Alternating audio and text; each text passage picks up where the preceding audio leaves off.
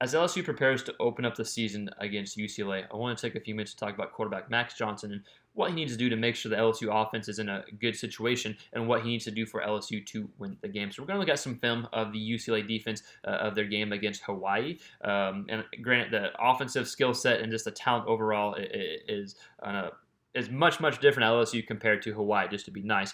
But it still is going to give us an idea of what the UCLA defense did well and what LSU's offense needs to do to counteract or counterattack the UCLA defense. But before we dive into some film and talk about some more specifics, I just want to encourage you to consider subscribing to the YouTube channel if you like any quarterback-related content. Okay, so let's go ahead and dive into the meat and potatoes of this video, essentially. So let's look at the UCLA defense from last week. And before we look at the actual film, I want to kind of look at some of the stats that they had against Hawaii. So Hawaii was 28 of 53 throwing the ball.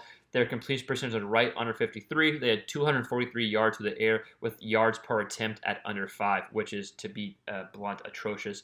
So they weren't able to push the ball downfield whatsoever. UCLA did a great job keeping everything in front, which is what they're going to try to do against LSU, but it's going to be much more challenging, and we'll get into that in a second. They had 2 interceptions, and they also had 2 sacks of the Hawaii quarterback. And there was, I don't have any like hurries or pressure stats up in front of me, but even though there were only 2 sacks, the quarterback was under duress the entire game, whether they were bringing 5 or 6 guys or just 4 guys. UCLA's defense was able to get to the quarterback. So I think if UCLA only brings 4 guys against LSU, I think Max Johnson will have more than enough time. And we're going to see in the film that the quarterback, even when UCLA brought 4 guys against Hawaii, he was so, I don't want to say shell-shocked, but he had in his mind the pressure constantly getting to him that even when he had time, he kind of rushed throws, missed reads, or kind of ran into sacks, essentially. So that's just a good example of what pressure does to you. Now, UCLA's defense is going to be a good defense this year. I think they're going to be a pretty good team, but they're going up against a much more talented roster. And so I think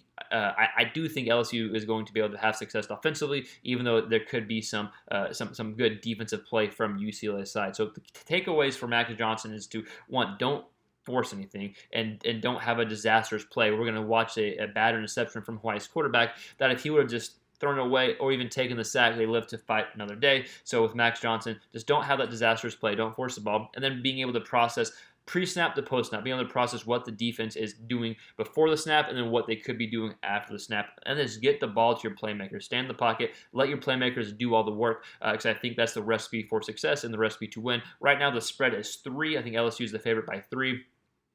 I don't give gambling advice, but that's something I hammered to LSU side. I think LSU will be able to have success. I think it'll still be a close game, but I think LSU will be able to have success offensively, especially with the receiving cores and with Max Johnson making good decisions and just processing the defense efficiently and quickly and decisively and just getting the ball out to his playmakers. So let's go ahead and look at some of the film defensively that UCLA would bring, and then I'll catch you on the back end of the video. So the biggest reason why UCLA dominated Hawaii was the line of scrimmage play, right? And yes, they played some bully ball and they're much bigger, but also just like some scheme and some alignment and just being on the same page, right? So right here, when we see that there's a free rusher coming in for the quarterback, right? Able to get it off before the sack, but takes a hit, disrupts the play. But let's look at why that happened real quick. And I don't think LSU will let this happen here. And I think this is up to Max Johnson to see this protection and make sure he's protected. So you got 5 linemen here, and you got 6 guys on the line of scrimmage looking like they're going to blitz. So, of course, you got 5 on 6 is going to be a free rusher. So knowing that ahead of time, getting the ball out quick, having a check, having an audible, bring the running back in, or just using Max Johnson's legs to begin with if something like this does happen. Like I said, I think LSU will be prepared for this and won't let this type of situation happen. So again, up to Max Johnson, up to the OC to make sure that they are in an optimal play according to what the defense is doing. Again, I don't think this would happen, but free rusher come in. So whether you bring the back in for protection, hit this slant here, you want to replace where the blitzer is coming from, whatever it may be. So again, just Max Johnson knowing the protection and making sure they are in the right protection pre-snap as he anticipates what's going to happen post-snap here. So here's a pretty bad interception by Hawaii's quarterback, and it's a screen. They get pressure. You're supposed to get pressure on a screen, all that stuff. But then this forces a throw, and it doesn't need to be made there. So let's kind of watch it real quick. So the example here from Max Johnson. Avoiding these type of mistakes, avoiding these type of turnovers. We would rather take a sack here if nothing is there, but there's no need to force it there. So we got the screen coming in here. There is nothing there. Max Johnson is going to be able to use his legs. Max Johnson is a smart quarterback. I think he would be able to see, okay, nothing's there. I'm not going to force this thing. I'm not going to force an interception. He literally throws it right to the guy, throw it down to his feet, throw it away, or even take the sack here is much better than an interception. So just avoiding these type of quote unquote disastrous plays and making sure that you live to fight another day as opposed to trying to force something that is not there. So here we see UCLA, and this is something that that they did against Hawaii, was just keeping everything in front of them and relying on the defensive line to get pressure. So even if they didn't bring 5 or 6, they still got pressure with 4. On this play, they did not get pressure with 4, right? And so you saw the ability for the quarterback to stand in there and let a receiver come up. And so we have 3. It ends up being a cover 3 here. We got, even though we have the corner here, corner off the line of scrimmage, then we got safeties here. But you see them; they each take their thirds. And we're going to see only bring 4, right? Everyone else drops back into coverage. It's all zone here. Good pocket here. Able to step up, let his receiver come open, and he's able to make a play after the catch here. So I don't think, and I think it's very fair to say, I don't think UCLA is going to get the same type of pressure on LSU that they got on Hawaii. Now, I'm not saying they won't get pressure. They could get some pressure, but I expect to see, if pressure has gotten to Max Johnson, it's because they're bringing 5 or 6. I don't think pressure is going to be able to get to Johnson with his 4 guys. So I think plays like this could be kind of a example of what you could look like. Put Johnson as the Hawaii quarterback, take him what the defense gives him, and let your receivers make a play after that. Of course, LSU's receivers being much more dangerous than Hawaii's receivers. I think this is a recipe for success against Hawaii's defense. If they just bring 4, you're probably going to have some protection. Let the play develop, especially if there's some underneath routes, and let your receivers make plays. So here UCLA is only going to bring 4, and they do get the sack on the Hawaii quarterback.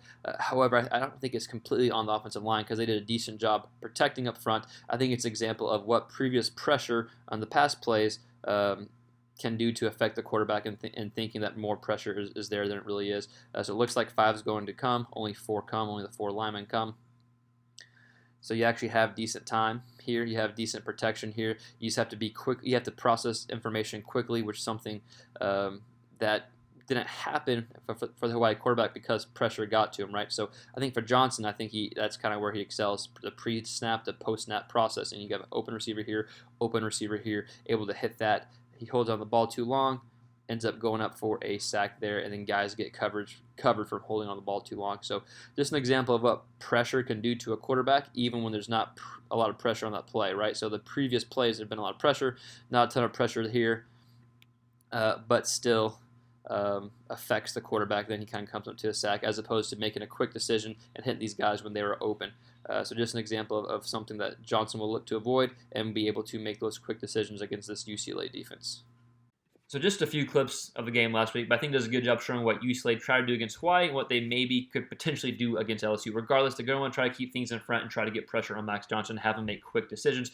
And that's okay if he makes quick decisions as long as they're accurate decisions and right decisions. And that's something Johnson did well last year in his past 2 games was making those quick decisions because of his ability to process defenses. And so I think we'll see that again from Max Johnson. And even though I picked LSU, and even though I think LSU will have success offensively, UCLA's defense shouldn't be taken lightly. They're a very good defense. I think it could be a lot closer than what probably some LSU fans think. But again, I do think LSU it has the advantage overall, but especially offensively with the talent that they have. But I want to hear from you. What do you think Max Johnson needs to do? What else did I miss that you think Max Johnson needs to do for LSU to win and to be successful offensively? What do you think the score is going to be? Let us know in the comments below. Give us your prediction, and we'll see you next time on the next quarterback-related video.